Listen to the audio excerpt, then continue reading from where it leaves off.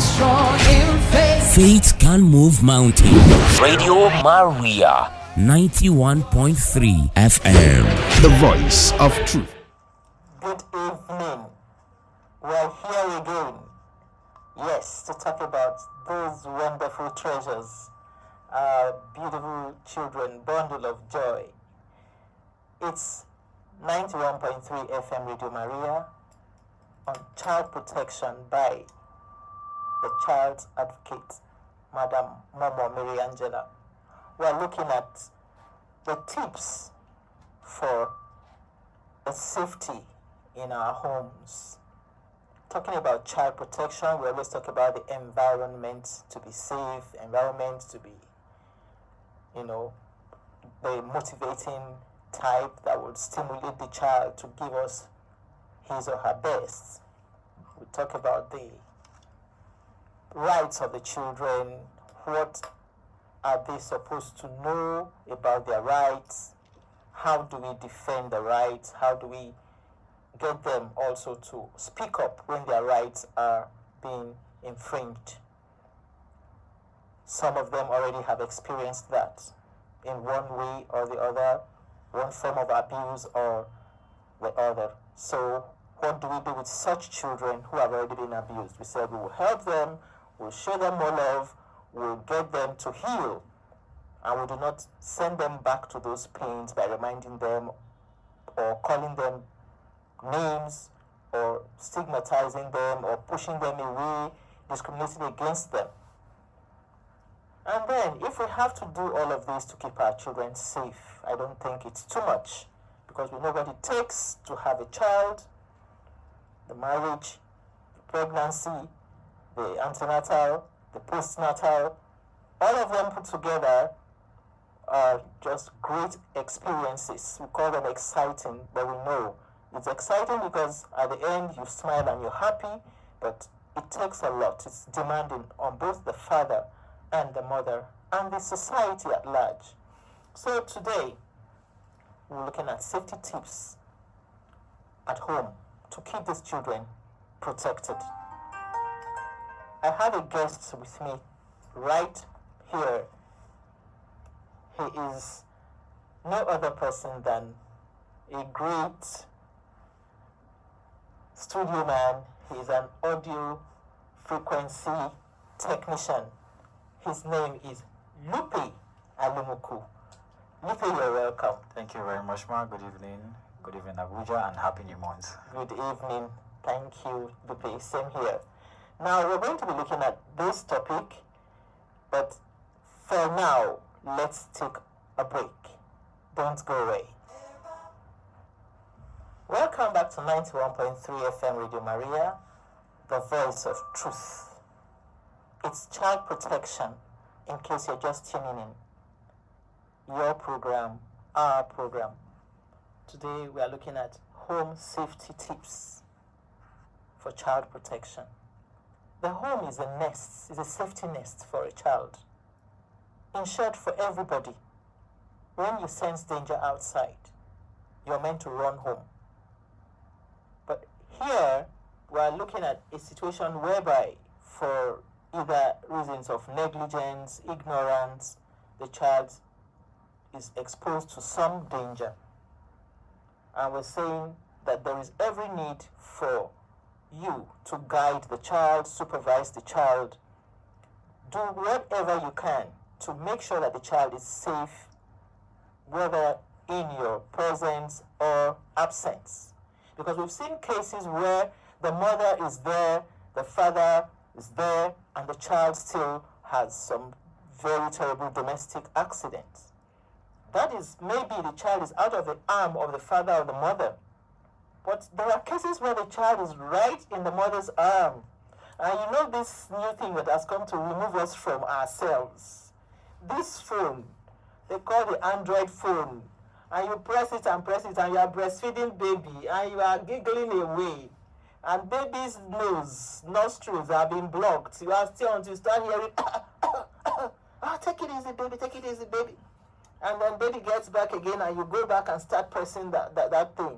I could imagine if your husband were close by, he would pick that phone and smash it somewhere. Same for daddy. Child could be calling for attention. Daddy, daddy, daddy, tell me that story. Daddy, daddy, my socks. And daddy is also pressing and doing things on computer. So that thing that has come to put us under between parents and children, that Android phone, that's supposed to be the sources of good information. We need to now readdress it and use it correctly. So what I'm trying to say in effect is that it's not that you can't use it, but I'm saying that at times it takes away your attention from the child, and we're talking about supervision here. So let's get back to those tips that we need to look at. In the first place, a home is a house where you have love, care, sharing in good times and in bad times, and it becomes a home. There are houses with great appliances and furnished lavishly, plenty of food and everything, yet they remain houses. So we're talking about homes here now where this love and care is available. Any other thing, Lupe, that we should talk about, like things that make up a sitting room, a bedroom, and all of that? Yeah, well, Yes.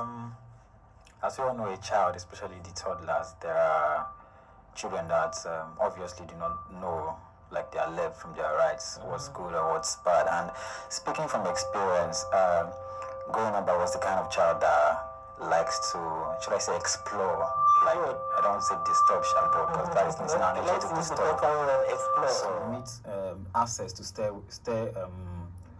preventing falls from the toddlers. Like if we live in story buildings, parents who live in story buildings, and we have toddlers around, you should use like gates or like find a way to prevent those children or those toddlers from going there or even accessing all those places generally. And places whereby we find electricals exposed, we should make sure that, they do not go there, because if they do, they are likely to be electrocuted or even age something limits on dangerous ironing. Yeah. You know, there should be an age limit for them to be able to handle the iron. Exactly. Because if you leave the iron carelessly, they can also playfully go there and plug it. And they'll be Even hurt. if they're not electrocuted, the iron could burn them.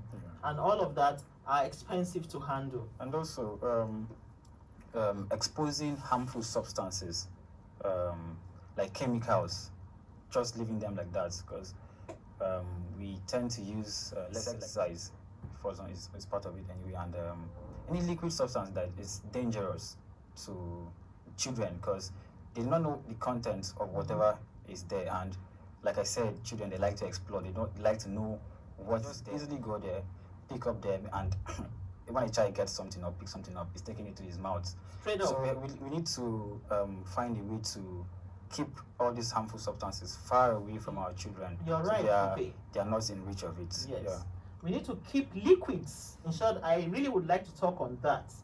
You know, we have liquids. People buy sniper for whatever reason, insecticide, pesticide, whatever thing they want to fumigate the house, you know, against. And then you will take some sniper, or you go to a friend that has a big bottle of sniper and you say, okay, hey, can I have some? The friend says yes. The ever bottle you were using before, that you pour the leftover water, and then you pour the sniper in it, and you take it home like that. And then you can just dump it anywhere. Take note, whenever you pour something out of the original container and you want to use that container for something else, you must remove the label, and then you must relabel with a paper tape or something, a plaster. You write the name of the content there, and like Lupe has just told us, they are children, highly vulnerable. They don't even know what to do. They don't know their right from their left. You must keep it out of their reach completely. It has to be away from there. Somebody, even you, the adult, will need to stretch to be able to, that is, you intentionally go for it and bring it down. And immediately after use, you put it away. We've had cases of children drinking kerosene, and then they rush to the hospital. Which is very fatal. That is kerosene. They can even manage with 1 or 2 attempts. What about if the child takes that sniper? Yeah. or for those who even have the very, very extreme one, let's not talk about acid and all of those deadly things. Even drugs. To them, it's looking like water. The color is interesting. They just open it and drink or chew. So we must make sure that the environment is kept free from hazardous objects and liquids. We must remove the label. We must relabel. It's very, very important. And then we talk about cameras. You think there's any need? These cameras, are they putting them there for show off, or is it important to have cameras and smoke detectors and all that in the family? It is really, because they could help a lot. For parents, I mean, the world is evolving these days, and technology is really growing. If we have all these cameras at home, we can easily monitor our children, even if we're not at home, if we're at work or wherever. We can easily, with the help of our phones, monitor what's going on in our house. And if there is a danger approaching, and we see, okay, this child is going here, and we can easily, maybe we have like a house help or a brother or sibling in the house, we can easily call the person at home that, oh, where are you? Chisom is going here. Yes. Go and check. Where is he going? He's going to harm himself or something. So yeah, it's a good idea to have it in the house. And fire detectors, just like you said. Yes, because at times when we begin to teach the ones that are becoming adolescents how to cook, do one or two things, we still also have to supervise them. By the time the place is fuming too much, the oil is getting too hot and all that, there will be an alarm. Of course, to let the child know that something is happening. Let's take care of it. But in a situation where you can't afford such things, then it means that you will only give them errands in the kitchen that are child friendly. Of course. You will not give them the errands that will expose them to danger. You just talked about the stairs, the doors, making sure they are not allowed to get there. Yeah. But in instances where they can't help getting around the staircase or the doors, for those of them who now use the staircase and the doors, I think it will be very important for us also to teach whoever is going to be the caregiver or the house help what to do with them. Make sure the door is always shut, because if it's open, in a bit to shut it by himself playfully, he could jam his finger, and that is another problem for the child. And then keep the place clean, keep it dry, so they will not sleep. You know, some of them are now like ages 4, 5, 6. They could go up, down, but it should be kept dry for everybody, even for the adults. You don't keep it wet for any reason. And then we in the bathroom. Can we dwell on the bathroom a bit, Lupe? Well, for me, I feel like the bathroom should be a no-go area at all. Good. For one, it could be very slippery, so it's very dangerous. If they must go there, there should be someone guiding them, not them going there by themselves. Of course, we have children are mature; they know what they are going to the bathroom to do, but they should have these safety precautions as to going to the bathroom and using it. Yeah. In the bathroom too, let me add this bit. I have a case, that I never want to remember. I went out to visit a family, and they were not home. So by the time I got back to say, I called again to say I was home and there was nobody. They said something bad has happened. I said, what happened? They said the younger sister has been with the elder sister right from when she got married and had taken care of 4 good children, or 3, without any problem. And undergraduates, the children are so used to her and everything.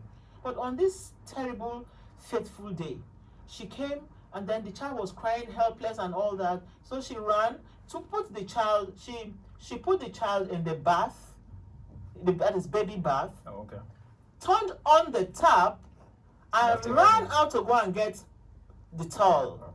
She did not know that the last person that used the heater didn't turn it off. Oh my goodness. So it was the red button she turned on, not the blue. By the time she came back, the child was cooked. I can't imagine. They ran to the hospital. They lost that child. As expensive and as fatal as it were, I mean, can she forgive herself when it was not deliberate? So when we get into the bathroom, we must be intentional, must be careful. Even as the mother or the father of that child, because we say, okay, we supervise them. We also need to be careful ourselves, having at the back of our minds that any mistake here is expensive. A fall in the bath, of course, can lead to death. Many elderly people have died because they lose their balance and they fall, and of course, what happens? Even when the baths have the grips, those mats that have grips, It can never be too safe. it can never be too safe. You still have to be very careful. And that's why now we're saying the bone baths are no longer very advisable. They should look out for the ones made of other, home-friendly materials. So in case there's a fall. But what about falling towards the bathroom, the taps and all that? So the bathroom is not a place to play. It's not a place to take calls. It's not a place to be dancing, singing, and you say you are enjoying your bath. Please do your thing in that bathroom and come out safely and quietly. Same for the kitchen, the gas cylinder. You could be cooking and there's leakage somewhere. Do not be carried away to perceive.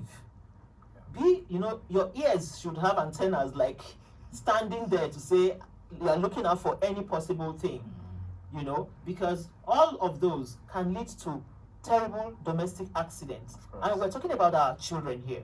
So which means we're going to be doubly careful and doubly intentional to be sure that they are safe. What about keeping of little objects around the house? Have you ever heard of a child, being rushed to the hospital because of that? You see? Well, I haven't, but it's likely. Like we talk about child putting stuff in his mouth. If you're keeping stuff like that around, they can easily just pick up and swallow. It could be a pin, it could be a needle, whatever it is. They could just pick up and swallow, and it results to a fatal accident. So please, keeping the house clean is very important. Keeping objects away from children, sharp objects, tiny objects, things they can pick, they can swallow, even for the ones you think are grown up. A family friend had a classmate, and this classmate, or a family friend's child had a classmate, and this classmate kept having what they eventually called sinuses. The nose will forever be running and everything. They did all manners of things.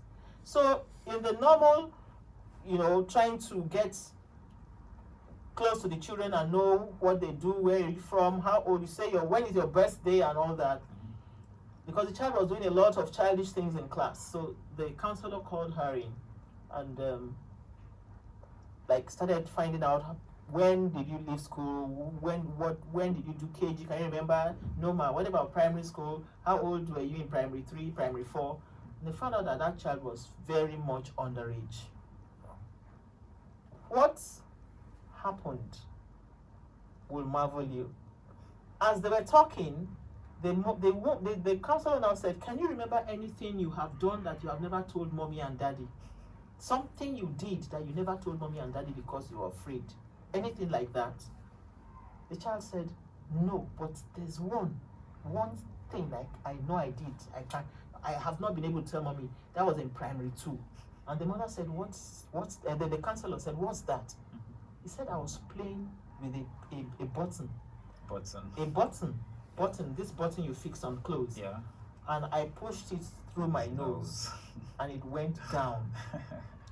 And the lady asked, "From primary 3 to primary 5, primary 2 or so to primary 5, you mean the button is still there?" The child said yes.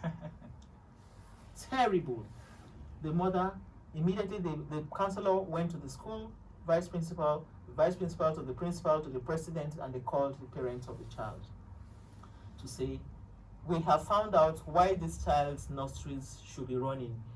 Can we take the child to the hospital immediately?" The parents said, "Yes, we're on our way." Of course, when they got there, that object was difficult to treat because it had been there, and a lot of clothing and covering and mucus and so on.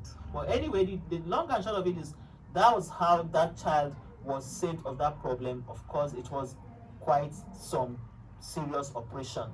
So you see, something like a button had entered the nose, and the child would not tell mom and dad because she didn't want to be scolded. And again, we say here to parents, please allow our children tell us the truth. Let's just be as friendly as possible. to get the truth from these children. So that's what a little button did to this child. Although it also exposed the fact that the child was underage. That's another story for another day. Welcome back to 91.3 FM Radio Maria. It's child protection in case you're just tuning in or just driving home and you've tuned onto your radio. I'm sure you're going straight to 91.3 to share with us your opinion and your contribution on today's topic. We're looking at the safety tips at home for child protection. I will be giving you the number straight away because it's your program and our program. And the number you'll be calling us on is 081 084 475 18. 081 084 475 18. Call us, send us SMS, send us WhatsApp messages so we know your contribution, we know your experience, you share with us ideas and other things we need to also know. We're all learning, nobody knows it all. Yeah. So Luper is going to talk to us on some other gadgets and things we need to take care of to keep our children safe at home. Is that a call coming in? Hello? Hello. Hello. Good evening. Good evening. Yes. Madam. Where are you calling from, please? Your name? I am James calling from Senegal. Oh, Mr. James. How are you today? Yes. You are fine. Good. Yes. Yeah. Talking about the safety in the house or in the home. Yes. I could remember back in those days when I was with my brother in the barracks. There was that particular day the daughter came back and hello, are you with me? Yes, but here. We can hear All you right, clearly. All right, okay. Yes. So the daughter came back and a bottle was checked. She thought it was a bottle of water. Okay. Not knowing that it was Kiro that was inside. And she carried that bottle and drank the liquid inside. Before we could know, we started hearing her coughing. Oh my goodness. Seriously. You know, we ran to the kitchen and we saw her coughing. And when we now perceived that it was kerosene. Yes. So we have to look for palm oil and gave it to her to drink before taking her to the hospital. Honestly speaking, it was not a pleasant experience that day. Cannot be. So, what am I trying to say? As parents, we need to be extra careful Yes. with those things that we keep, you know, especially when you have toddlers. Thank you so So much. we need to be very Besides, careful. yeah, the color of water is the same as the color of kerosene. Apart from these days, a few of them are now colored, though. But generally speaking, the initial color we have known is the one that looks crystal clear. Yes. Yeah, Thank you very much for that contribution. Yeah, thank you. Yeah, I for bringing appreciate up it. Thank you. Yeah. So, Lupe. Okay, so I'd just like to quickly add up from the aspect of having pets in the house. Okay. You know, for us adults, it could be pets, but an animal is an animal. You can never be so sure. If you have a toddler in the house, you should always create out that time, or whenever that toddler or that child is with that pet, say a dog, because it's dogs we have in the house as pets. So we should always be careful and be watchful as to what activity is going on between that child and the pet. Pets, yes. Because you know the dog plays in a very funny way. It's like it's trying to bite, but it could be doing it gently. But let's say toddlers, for example, they are very fragile. Let me say fragile. And so the dog may be in his way trying to like just have fun with the child, but then he's putting in pressure and using on his things tender to skin. play. Yeah, it could easily hurt the child.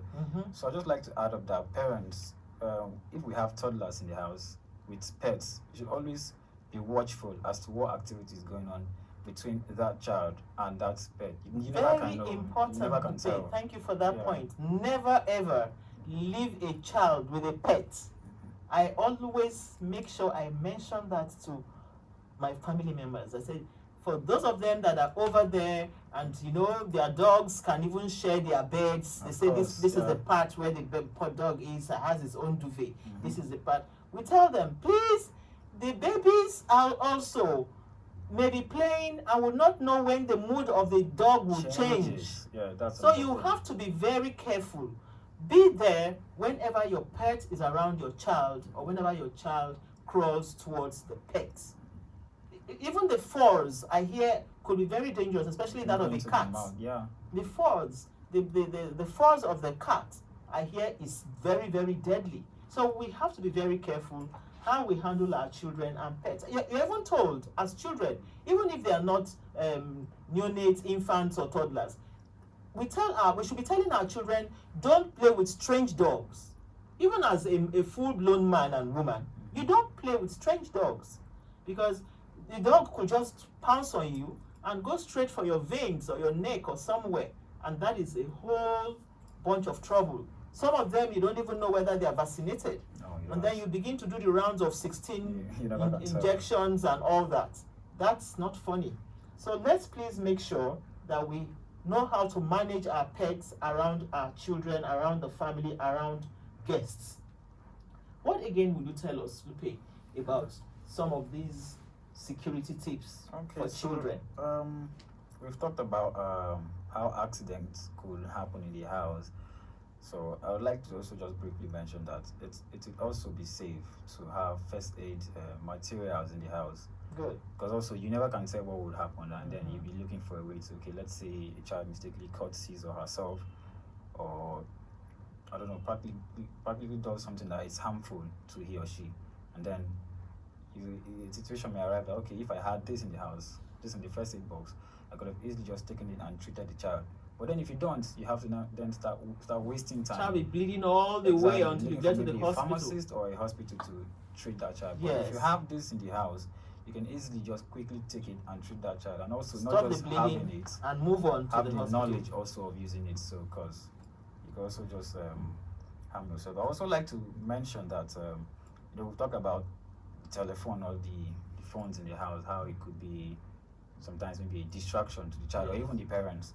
But I also like to mention that it will also be good to have emergency contacts in the house, or emergency contacts saved in our telephone lines that we leave in the house, because something could happen at all, and you may not be in the house, but your child will be there, and he or she would have the knowledge, or maybe to say, okay, maybe there's a fire in the house, or there are armed robbers or thieves or whatever. And if you have those contacts, maybe if you have a fire service contact, or if you have the police contacts on the phone, and that child knows how to use the device, the child could just easily go there and quickly dial that number quickly. The fire service or the police or whatever rescue it is. So it's safe to have a telephone line that is accessible to children. So in case of emergencies, call this number. Easily go there and call the numbers, and help comes. I'd like to just mention normally parents, I'm sure I'm speaking your mind, or what I'm saying is applicable to you. You know, there's usually a mini directory where you put electrician's number, plumber's number, doctor's number, police number, this number, that mommy's number, daddy's number, in case they need it or something. Maybe one of the phones that has fallen into water, but they now probably need to use somebody's phone to make that call. And then there are passwords. Remember, you must give your children passwords. Somebody has come to school to say, even if it's somebody that knows them very well, remember, we told them, or we usually tell them, don't go with anybody except the person gives you this password. Of course, this code. Whatever that code is, you don't share with anybody. And you could also be changing it daily. So even if, as a child, somebody can just tickle a bit and play with the child, and then say, if you want this chocolate, take it. What's their password? The child will say. The next day, give the child another password that the child alone will know until closing. Nobody assesses the child. I'm grateful to schools for the kind of jobs they've been doing, securing these children. They do a lot. Even as far as keeping people to watch over them while they are in the conveniences. They keep them that safe. So if the school has done this much, you do your bit by ensuring that the passwords are changed on a daily basis Frequently. or very regularly, that you change the passwords for the children. Then what about telling them how to attend to visitors? Should they open the doors when there's a guest, there's a visitor? What do you tell them? Lupe. Well, they shouldn't even be. For me, I feel like they shouldn't even have that access or granted that access to open the doors. Well, except if the parents come back and they recognize their voices, that's fine. But if it's a stranger, you can tell by the voice. I don't know this person. Why should I open the door? Get the door for him or her. If it's necessary, you should just get your sibling or whoever is an adult there to attend to whoever is on the door or whoever needs attention. They should never be given that permission or the right to even interact with strangers. You never can say who That's it it. is. The way it is today, people that come take these children away usually are not strangers. They are people they have interacted with, people they have confidence in, people they trust. So now we begin to give them instructions that are very, very, watertight, so that there are no loopholes. Yeah. They cannot play on them to say, Mommy said I should bring you, or Daddy is somewhere, I should bring you to the park. But we're taking you to this park.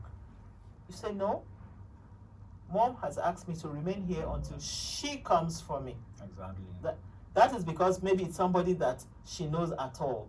Otherwise, don't talk to strangers. not. Absolute no. You don't talk to strangers, because a lot is happening. If a brother-in-law can give up the sister's husband, if a sister, a wife's brother can give up the sister's husband, or the husband's brother can give up the brother's wife because he's going to make a few naira, then what are we not talking about here? We have to be very, very careful Absolutely. about people that come around the home, because they are the loopholes, through which these other extra dangerous things happen to both the family and the children.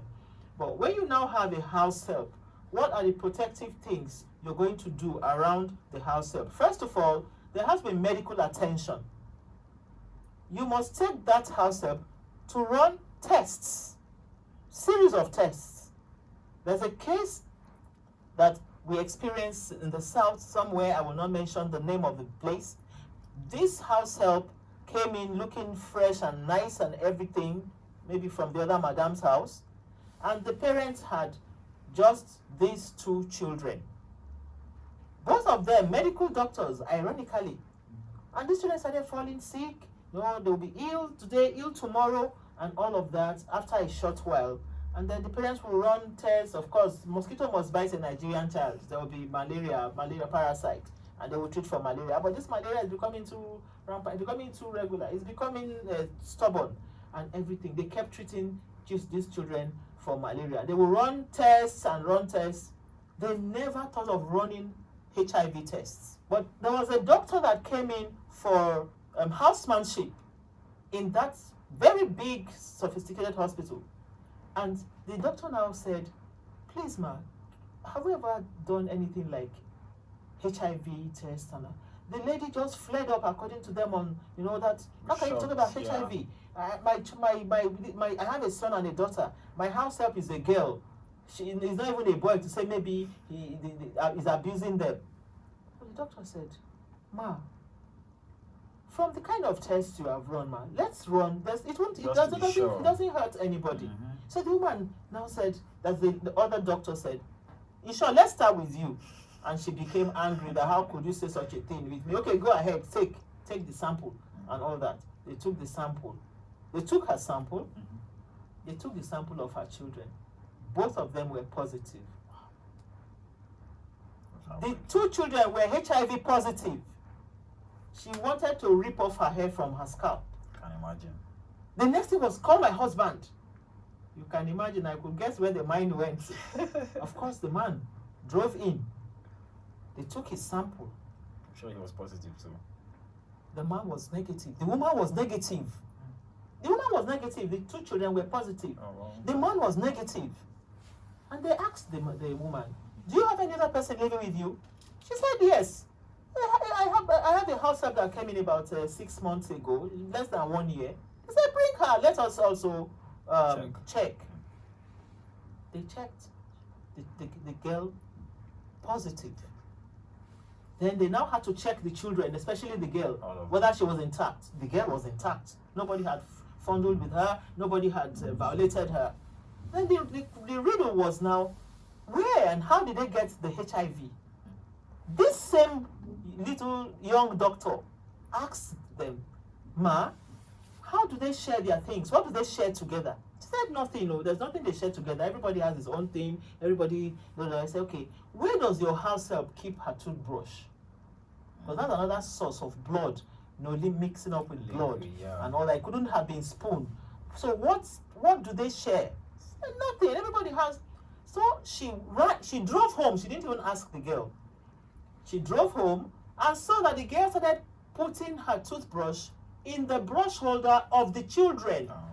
She was given her own brush holder, but she would normally brush and put her holder in the children's brush holder. They collected the 3 brushes and went to run the test. Of course, it was from there. It was from the brushes. So we cannot just be too careless not to take, to pay attention, not to take care of these things we overlook. If you get in a new house help, of course we have said it on this program before, that if you have any new house help, do the check.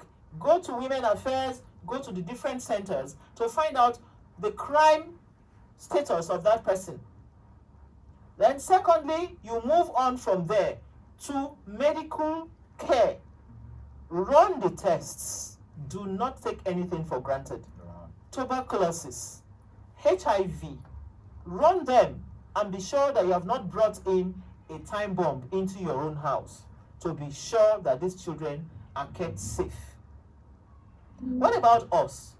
Have we taught the children? For those of us that are Christians, we say there was this story about the leper that they said before modern times, that when somebody is leprous, the person will be screaming as he's coming, unclean, unclean. That is to say, stay away, I'm passing by.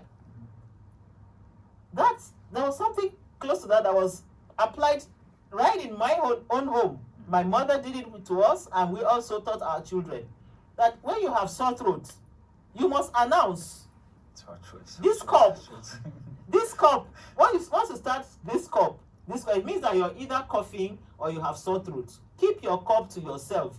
Keep your spoon to yourself. Don't put it in the general dish holder or whatever, to reduce this and minimize the rate of spread.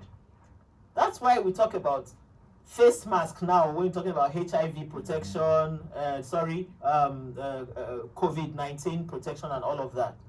Washing of hands, coughing into your elbow, and all of those little ethics, little practices that are useful. You see people spitting into the air. You're holding your handkerchief, you sneeze and blow the whole mess into the air, and then you use your handkerchief to wipe what? It's irritating and very, very callous. I know there was somebody I saw very recently, and I told him, I said, what you've just done is very, very callous. Totally wrong. You have your handkerchief, well-dressed man. You have your handkerchief. You got out of your car and blew everything into the air, and then you now wiped with your handkerchief. What you have released there, how are you going to control it? He looked at me, oh, madam, I never really thought of this, I'm sorry. We have to be very careful about what we do. And it starts from the home. As little children, we must teach them how to be protective too, how to help themselves and how to help others. Teach them these little etiquette, little manners, little things to do. We must take good care of our children and make sure that all of these things we are doing around the home are for their safety, like riding on bicycles. What do? They should put on their trousers. Those of you who have the faith that say children should not wear trousers, girls should not wear trousers, or boys should not wear trousers, wear whatever. I'm telling you that a child has to dress properly, kit up properly, to make sure that when he's riding his bicycle, when she's riding her bicycle, she is safe. I'm not here to talk about denomination or no denomination, especially in the Christian faith, but I'm saying they should be properly dressed. They have to stay safe as they are riding their bicycles. They are playing hockey, they are playing the different games out there. Tell them the need and the importance of dressing appropriately for the appropriate place and thing. That's why we said, dress the way you want to be addressed. Thank you very much, Luper, for coming on this program and for giving us your treasured contributions. And thanks, Mr. James, for calling in. And all those who could not call in today, you still have the number 081-084-475-18 to send SMS and WhatsApp messages to us on your opinion, your contribution to the topic, keeping what? The safety in our homes. We need these tips, we need these contributions to keep going so that we'll have great parenting experiences. Thanks once more for always tuning in to 91.3 FM Radio Maria on Tuesday and Thursday for child protection, to make sure that we keep cherishing our children. God bless you. Bye-bye.